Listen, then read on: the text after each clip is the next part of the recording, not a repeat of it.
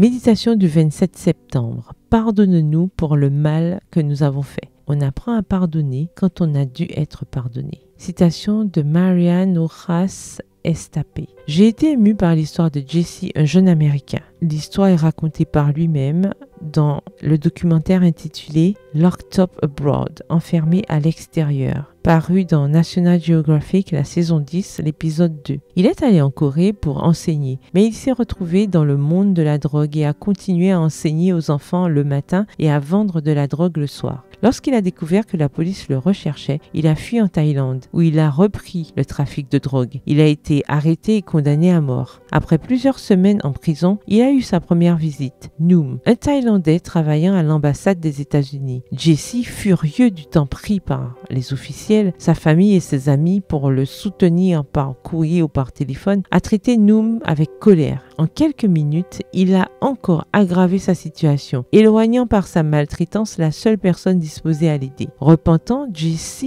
a décidé d'apprendre le thaïlandais et a commencé à envoyer des lettres à Noom qui, au début, les a ignorées. 4 ans plus tard, appelé au parloir pour la deuxième fois depuis son incarcération, le jeune homme s'est retrouvé devant Noom, qui avait le sourire aux lèvres. Jesse pouvait sentir son pardon. En larmes, il a déclaré à la caméra: « Après la façon dont je l'avais traité, sa visite m'a appris que l'on peut guérir une relation brisée. Il m'a appris la valeur du pardon. Pendant des années, j'avais rendu mes parents responsables de tous mes problèmes. J'avais été incapable de leur pardonner. Mais lorsque je me suis senti pardonné par Noom, j'ai su que je devais pardonner à mes parents et je l'ai fait. Depuis lors, je vois le monde d'une manière différente. 6 mois plus tard, Noom a réussi à faire sortir Jesse de prison et à le ramener dans son pays. Jesse dispose d'un podcast grâce auquel il a aidé de nombreuses personnes à surmonter leur dépendance. Il a pu accompagner sa mère dans ses derniers mois de vie et il s'est rapproché de son père qu'il voit maintenant tous les jours. « Mon père et moi sommes les meilleurs amis maintenant, dit-il, parce que Noom m'a appris à pardonner. » En se sentant pardonné par Noom, Jesse